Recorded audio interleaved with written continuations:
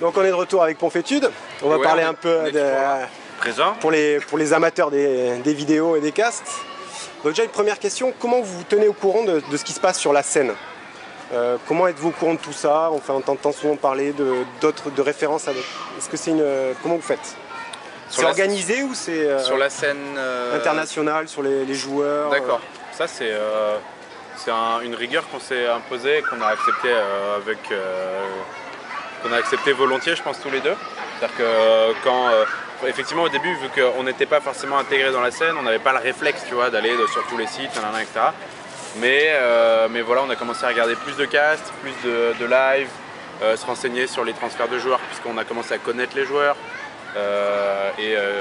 Pour tout ce qui est la connaissance du milieu, je pense que c'est tous les deux, on se renseigne sans vraiment avoir de planning ou d'exigence. Ouais, et puis c'est un plaisir quoi. En fait, enfin moi je me tiens informé sur les sites d'infos français, internationaux, je regarde les compétitions.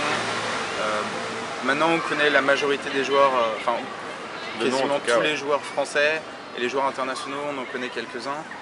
Et les gens nous connaissent, nous contactent. Et vous regardez beaucoup de vidéos de D9 Moi j'en regarde pas mal, ouais. J'en regarde pas mal. Moi je regarde beaucoup de streams en live. D'accord. Et justement sur cette partie live, est-ce que c'est dans les tablettes de faire des commentaires en direct? Ouais. Bon, on peut dire que c'est dans les tablettes. On l'a exclu. Parce qu'on le fait pas assez. Et en fait, pourquoi est-ce qu'on veut faire du live? Parce que on trouve qu'il n'y a pas assez d'interaction. On aimerait bien interagir un peu plus avec notre public. Et quand tu fais du live, c'est tout con, mais tu peux mettre un chat et tu dis tiens, un peu comme à la radio sur Skyrock ou quoi, tu dis tiens, Maurice du 7-9 qui me demande ce que j'ai pris au petit déjeuner. Bien Maurice. Non mais je suis très bonne question, Maurice. Non mais tu peux interagir avec les gens. Le live, ça te permet d'interagir avec les gens. Ça serait du live depuis des events online ou enfin du IRL? Vous aimeriez faire du IRL ou du online? Les deux. Nous on adore faire des events IRL. Donc vraiment on adore faire des événements sur scène. C'est vraiment un kiff. Et ce serait aussi sur le web pour parler avec les gens sur le web. Ils nous posent des questions, ils nous demandent de commenter telle partie, de parler de tel sujet, de contacter tel joueur. C'est quelque chose qui nous plairait. Parce que là, si tu veux, à l'heure actuelle, notre boîte mail YouTube, elle est, on va dire, elle est très sollicitée. Et on regarde les messages, mais ça prend un temps fou de répondre. Et souvent on répond pas et on le regrette. Et on pense qu'en live, ce serait, tu vois, c'est du tac au tac. C'est est-ce que tu peux faire ça? Non, je peux pas le faire. Mais tu peux répondre directement, c'est plus simple. Donc c'est vraiment quelque chose qu'on a envie de faire. Alors sur les casts, qu'est-ce qui est préparé avant le cast? Est-ce que vous prévoyez de placer des choses, des techniques, ou c'est vraiment que de l'impro? C'est grosso modo, ce qui est préparé, c'est les bières avant. On va au Franprix d'à côté. Et des fois des chips. Ah oui. D'accord. Et sinon, est-ce que vous avez tu vas être génial à la télé, mec. Et donc ça revient à la question que je voulais poser. Est-ce qu'il y a un rituel par contre? Est-ce que vous mettez la chaussette gauche, la chaussette droite? Ouais, c'est ça. La gorgée de Volvic. Ouais. Est-ce qu'il y a un rituel? Oui, on écoute des fois quand vous se mettre la patate. On réécoute des samples on te les filera si tu veux. Des samples de la crème de la crème du commentaire coréen sur Broudoir, où t'as des mecs qui se saucent, mais genre ils sont genre en coréen, tu vois, et genre on comprend rien évidemment, mais c'est énorme et une patate mais hallucinante quoi. Et sinon en fait on a quelqu'un qui regarde les replays pour nous, parce que nous on veut garder de la spontanéité et on veut pas connaître l'issue de la partie. Donc on va dire dans 99% des cas on n'a pas vu la partie avant. Et il sélectionne des replays. Là il est là, parce qu'on va enregistrer juste après. Et il nous les explique, il nous dit voilà, ça c'est une partie entre tel jour et tel joueur. Je pense qu'il faudrait que vous castiez ce joueur-là, il est en train de monter au States, peut-être vous en avez déjà entendu parler, machin. Et il nous présente la partie et nous après on la commente. Effectivement, il nous sert un peu à déblayer parce qu'il y a des milliers de replays qui sont postés par jour. Et lui, grosso modo, son taf, voilà, c'est de prendre ce qui est commentable et ce qui est dans l'actu, ce qui ce qui enfin voilà, les trucs dont il faut parler et donc résultat, bah, on enregistre avec Georges au son. Et généralement il y a 4-5 personnes avec nous qui sont là pour regarder la partie, etc., triper avec nous. Chips et Noix, ils sont souvent là. Chips et Noix qui sont un peu l'alter ego sur League of Legends, qui est un autre jeu. Que je vais peut-être interviewer plus tard. Ah, tu vas les interviewer? Peut-être. Peut-être, s'ils sont dispo. Ok. Mais League of Legends qui se développe beaucoup. Hein. Genre la chaîne Chips et Noix, là à l'heure actuelle, elle est quasiment aussi grosse que la chaîne Confuétude. Et c'est un jeu qui se développe énormément. Donc j'espère que tu vas pouvoir les interviewer. Et ouais, non, rituel, c'est à peu près tout, effectivement. Le mec nous brief sur le contexte de la partie, ça s'est joué entre ça. Un tel a mené 2-0, après il s'est fait remonter, etc. Donc nous, ça lui donne des billes pour mettre un peu dans le jeu, expliquer le contexte. Et voilà quoi. D'accord. Et est-ce que vous avez le temps de jouer à StarCraft 2 encore? Ouais. Non, franchement, ouais. C'est toujours un plaisir. Moi je suis sur 3 jeux là. Sur StarCraft 2, Street Fighter et League of Legends. Donc que des jeux compétitifs pour toi? Ouais, j'aime bien les jeux compétitifs. Après, bon, pour la petite info, j'ai remarqué que, d'ailleurs c'est vachement intéressant, il n'y a pas le même état d'esprit entre les joueurs, tu vois. Genre par exemple, tu gagnes à StarCraft 2, c'est très rare que tu te fasses insulter. C'est exceptionnel.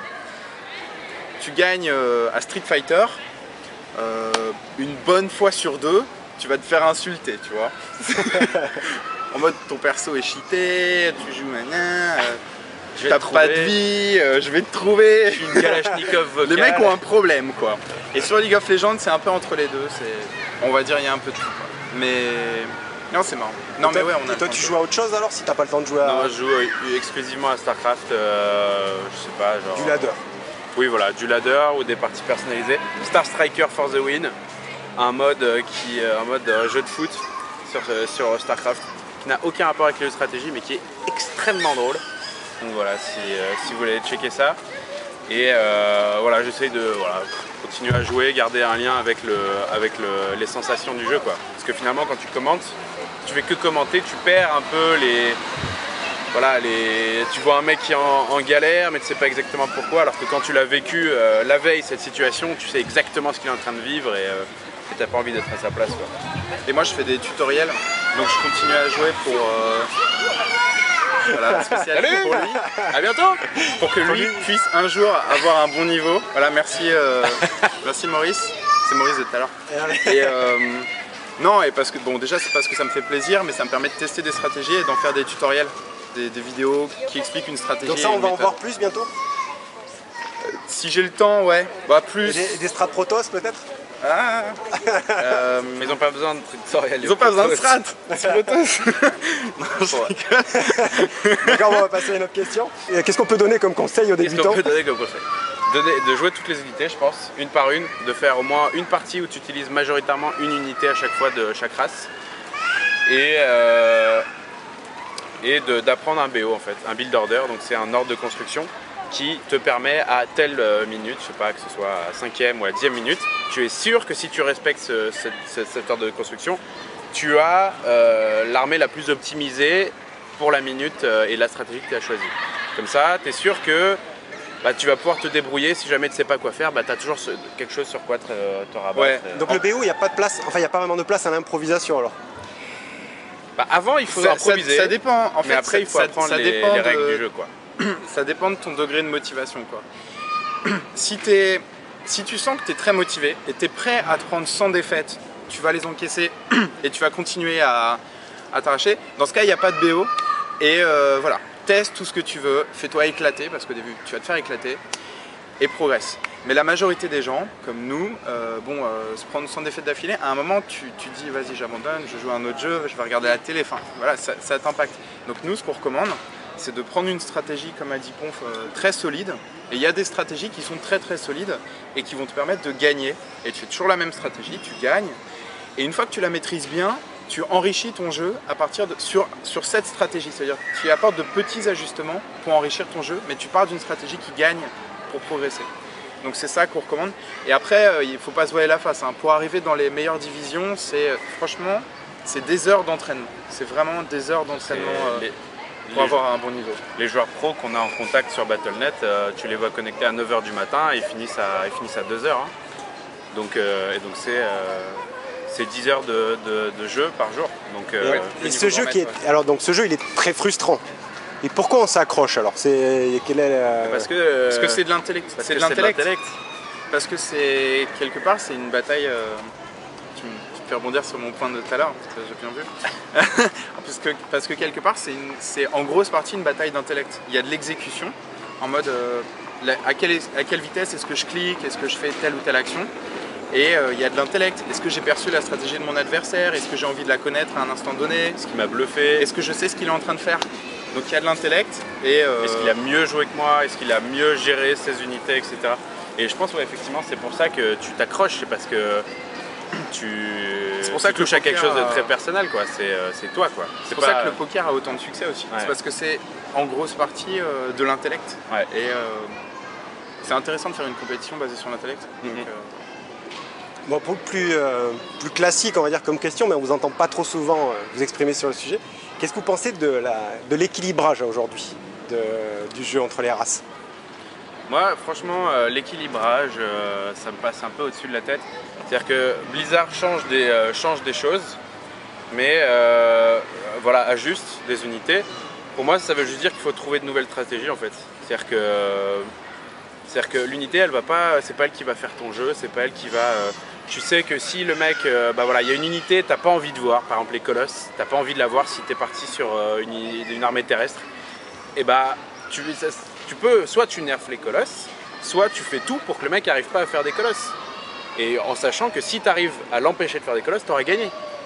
Donc grosso modo, pour moi, c'est, l'équilibrage c'est important. Mais premièrement, tant que tu n'es pas grand master en Corée et que tu n'as pas saigné le jeu, tu peux pas parler d'équilibrage tant que tu n'as pas ce niveau-là. Il y a beaucoup de gens qui s'improvisent. J'ai un avis sur l'équilibrage, mais les seuls qui ont un avis pertinent, c'est les grands maîtres. Et c'est pas ceux qui en parlent le plus. Donc, Et les grands maîtres, enfin, nous on est en contact avec les grands maîtres français. Et les grands maîtres français, ils sont très contents de l'équilibrage, quoi. Ils voudraient quelques petits ajustements. Mais c'est pas fondamental, quoi. C'est des petits trucs qu'effectivement on pourrait améliorer. Par exemple, je te donne un exemple, hein, mais t'as des améliorations de terrain qui sont très peu utilisées, comme l'amélioration de capacité des bunkers. Bon, il faudrait essayer d'en faire quelque chose. Genre, elle est quasiment jamais faite. Mais c'est un détail. Je veux dire, ça fait pas des terrains une race moins forte que les autres. Donc, moi je pense que le jeu, comme a dit Conf, il est équilibré et que Blizzard fait très bien son boulot et que. Après, les gens sont réticents au changement. Par exemple, là, il y a un patch qui arrive où les Hélions Terran vont se faire nerf violemment. Pour moi, c'est pas moi qui joue Terran, c'est pas catastrophique. Les gens vont changer de stratégie, vont s'adapter. Au début, ils sont un peu réticents. Tu ramollis ma race, ouais, mais les gens vont s'adapter et voilà. C'est pas la et donc, dans les changements, là, il y a notamment le map pool qui a été revu pour cette saison 3. Et là, un avis. Alors, il y a deux choses qu'on peut aborder, c'est les maps en général, et puis ce fameux débat autour qui a été donc balayé par Blizzard à la Gamescom. Il balaye. Ouais, il balaye grave, mais. Il balaye en tout cas, on sait depuis longtemps qu'ils veulent pas avoir un ladder, enfin un map pool pour les grands maîtres et un map pool pour les autres. Ouais. Bah. Déjà sur les nouvelles cartes. Bah. Perso, je vais pas regarder les nouvelles cartes. Moi, je les trouve pas trop mauvaises, mais moi, j'avoue que ce côté. Moi, je suis plutôt partisan d'avoir deux map pools parce que je trouve ça juste. Et je trouve qu'en plus, c'est un côté. Enfin, je suis pas trop d'accord avec Blizzard là-dessus. C'est que Blizzard dit on veut les mêmes maps pour les bronzes et les grands maîtres pour que voilà, tu commences le jeu, tout le monde est au même niveau. Mais moi, je pense qu'ils n'ont pas besoin d'être au même niveau et ça fait une forme de rémunération. Genre je passe aux rémunérations de rétribution, je passe en Ligue Grand Maître et donc je débloque de nouvelles maps. Donc c'est une forme de motivation. Donc moi je pense que ce serait une bonne idée de faire deux map pools. Je pense que les cartes du ladder, elles sont malheureusement elles conviennent pas à la Ligue Grand Maître. Bon, la Ligue Grand Maître qui est quand même très pointilleuse sur les maps. Puis c'est 200 mecs dans le monde, hein. Enfin par serveur, quoi. Voilà, donc moi je pense que effectivement, autant sur l'équilibrage des unités et du jeu, moi je pense qu'il est bien. Mais l'équilibrage des maps, pour moi, ça va être une décision difficile pour Blizzard, mais pour moi, il faut faire quelque chose. Parce que si tu veux, les compétitions, les grosses compétitions, elles n'utilisent pas le ladder, le map pool du ladder. Elles utilisent leur propre map pool qui souvent n'a rien à voir. Donc, je sais pas. C'est à Blizzard de voir comment il se voit son jeu et son ladder. Et une autre grosse modification, ça a été la fusion sur les continents des zones de jeu. Vous pensez que c'est dû à quoi? La raison pourquoi Blizzard a fusionné Il y a moins de joueurs pour augmenter la compétition? À mon avis, il n'y a pas moins de joueurs. Je pense qu'il y a... Je pense que, tu sais, StarCraft 2, je suis allé m'acheter Deus Ex, avant-hier. Et le prix de StarCraft 2, c'est un des rares jeux qui, ça fait 1 an, le prix n'a pas baissé. Je veux dire, des jeux dont le prix ne baisse pas en 1 an, des jeux qui ne soient pas des MMORPG, il n'y en a pas beaucoup, quoi. Donc StarCraft 2, il continue à se vendre. Non, pourquoi est-ce qu'ils ont fusionné les serveurs Pour triper. Ouais. Parce que les Russes, c'est cool. C'est ça, voilà. Tu voulais une réponse logique? Non, c'est pour que les gens puissent, de différents continents, puissent jouer ensemble, je pense. Ouais. Et après, il se trouve que ça facilite, en fait... Parce qu'en fait, il y a des problèmes de lag. Quand tu fais une compétition mondiale et que tu veux faire jouer un Américain et un Coréen, bah, le Coréen, il joue sur le serveur américain et il a 150-200 millisecondes. Et à ce niveau, ça joue. Et je pense qu'en fusionnant les serveurs, ils sont en train de préparer le terrain pour ces compétitions internationales, pour faciliter ces compétitions internationales. Je pense. D'accord, c'est plus de l'optimisation à venir, en termes de côté latence. hardware. Ouais, je pense. Alors on va parler un peu du tant attendu Art of the Swarm, surtout par toi je suppose. Oui. Mais moi je l'attends comme toi, hein. Moi j'ai vu... Donc vous l'avez vu un petit peu à la Gamescom? Ouais, bah on a vu des maps sympas, on a vu des améliorations gadgets sur la campagne, mais grosso modo on n'a rien vu. Enfin, je veux dire, les nouvelles unités qui vont vraiment... Parce que oui, certes, tu fais la campagne pendant 2 semaines et tu es content d'avoir des petites améliorations, de pouvoir diviser tes bannings à l'infini pour tout péter. Mais au final, ce qui va te tenir en haleine pendant 4-5 mois, c'est le multi. Ouais, et ça on l'a pas vu. Mais la campagne solo, franchement, elle a l'air bien. Ouais, elle a l'air bien. La campagne solo de Wings of Liberty, franchement, c'est probablement une des meilleures campagnes solo d'un jeu de stratégie. Elle est vraiment bien conçue. Voilà, elle a l'air bien, mais on n'a pas vu le multi, donc on n'a pas grand chose à dire dessus. Et puis, les mecs n'ont pas voulu répondre à nos questions. Pourtant, je les ai harcelés, mais dans 2 mois, il y a la BlizzCon, donc a priori, on espère que... Ils ont dit qu'ils allaient dévoiler beaucoup de choses à la BlizzCon. D'accord, et donc certainement des nouvelles unités? Enfin, c'est obligatoire les nouvelles unités? Ah, dans chaque extension des jeux Blizzard, il y avait 2 nouvelles unités, Ce serait 3 surprenant par s'il n'y en avait pas. des bâtiments, Ce qu'ils avaient l'air de dire, ce qu'on peut dire, c'est qu'il était difficile de rajouter une unité au Terran, qui sont une race déjà très complète dans leur arsenal. Ils ont des unités pour faire face à n'importe quelle situation. La difficulté des Terran, en fait, c'est pas l'unité, c'est plus les capacités de production de Terran qui sont compliquées. Parce que tu dois rajouter pour t'adapter, tu dois rajouter des factories, des spatiaports, ce qui n'est pas le cas des Zerg par exemple. Mais voilà, ils avaient du mal à rajouter des unités au Terran. Donc moi j'attends de voir ce qu'ils vont nous proposer. Peut-être un nouveau bâtiment Terran au lieu d'une nouvelle amélioration, c'est possible, d'une nouvelle unité. Ah non, mais c'est très intéressant, effectivement. Là, ils ont mis 1 an à tripatouiller l'équilibrage. J'attends de voir, genre, alors, on reprend tout et on recommence. Genre, comment est-ce qu'ils vont faire? Parce que bon, c'est Blizzard, c'est des brutes. Ils vont y arriver, c'est sûr, mais c'est ça qui est intéressant, c'est de voir ce qu'ils vont rapporter, ce qu'ils vont rajouter. Alors après, pour parler un petit peu de la scène française, parce qu'on ne l'a pas trop évoqué, donc qu'est-ce que vous pouvez nous dire sur la scène française, sur sa place en Europe et sa place dans le monde, vous en tant qu'observateur? La scène française, elle se débrouille très bien. La scène française, ce qu'on peut dire, c'est qu'en gros, à l'heure actuelle, à l'heure où on fait cette interview, il y a 2 joueurs qui rayonnent de façon mondiale, mais pas en Corée, qui sont Stéphano et Todd, donc 2 joueurs Millennium. La scène française, elle rayonne, elle a un bon niveau. Après, le problème, c'est que elle se fait piquer des joueurs aussi. Mais est-ce qu'il y a l'argent, est-ce qu'il y a l'investissement, est-ce qu'il y a les sponsors derrière pour faire une aussi solide que ce qu'on peut voir aux US par exemple? Il y a une volonté des clans français un peu comme je sais pas moi, le PSG tu vois, ou l'Olympique Lyonnais en France, quoi. Il y a une volonté de garder les bons éléments français dans leur équipe, mais la scène française un peu moins. Les clans français ont bon, c'est pas une critique, hein, ils font vraiment du très bon boulot, mais ils ont un peu moins de moyens que les gros clans internationaux. Donc ils essayent. Moi je pense qu'ils font du mieux qu'ils peuvent et c'est très bien, et ils ont construit des très très gros joueurs. Ouais, mais il n'y a pas à rougir de la scène française. Comme en Allemagne, comme en Ukraine, comme en Pologne, bah t'as 3-4 joueurs qui sortent du lot, tu vois. Et en France, t'as Stefano, Todd, Adel quand il veut et Sarens. Donc, et c'est des gens qui gagnent des Go-Forts, donc des compétitions européennes. Stefano, il a été premier du ladder Europe pendant, je crois qu'il l'a encore. Avant c'était Nerkio, là je crois que c'est Stefano maintenant. Enfin voilà, Todd gros niveau, pareil. Donc chaque pays européen il a entre 2 et 3, 4 joueurs qui percent.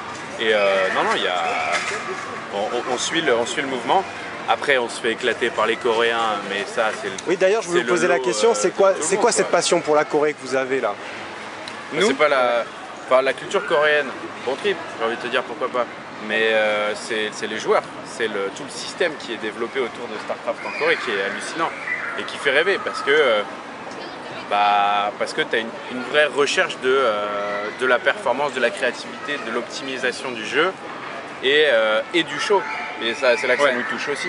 C'est que tu as des salles de concert mais à perte de vue qui sont remplies avec des scènes, avec des flammes et tout. Il y a un mec qui vient jongler à un moment. C'est vraiment du gros show business autour de StarCraft 2 et de Brood War. Et disons que c'est l'extrapolation de ce que ça pourrait être dans les autres pays, je sais pas, dans 2, 5, 10 ans. Ouais, enfin, après en Corée je pense qu'il y a une grosse culture des jeux vidéo que, à mon avis, il n'y aura jamais à ce point-là en France.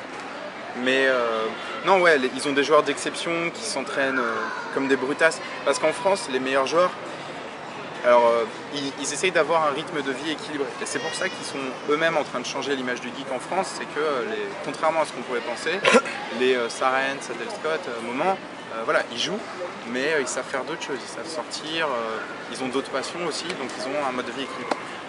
En Corée, ils jouent très franchement, alors résultat ils sont excellents, et nous en tant que commentateurs ça nous donne du beau jeu, mais ils jouent, c'est du 8 heures par jour, 6 jours par semaine, quoi. C'est violent l'entraînement en Corée. Donc, ça c'est pour garder ton niveau, ça c'est pour pas perdre de niveau. Si tu veux gagner du niveau, il faut jouer 14 heures. Et dans des comment ça s'appelle, des gaming house, où grosso modo t'as ta chambre, t'as ton ordi et t'as les chiottes, quoi. Tu fais ça pendant 4 mois. Donc faut avoir la foi, mais c'est comme tout, c'est comme ça que tu deviens excellent, quoi.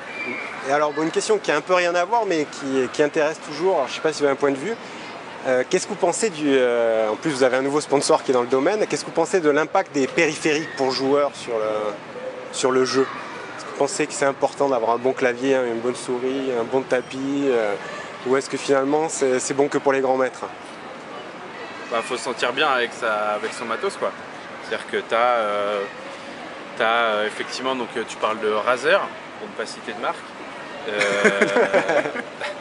qui eux ils font par exemple, ils nous ont expliqué quand ils construisent un clavier, ils ont envie que les touches soient suffisamment lourdes mais suffisamment légères pour que le toucher soit parfait, que quand la touche elle remonte, ce soit suffisamment doux et tout, la souris lourde, suffisamment lourde pour pouvoir être précis dans ton truc, ergonomique et tout.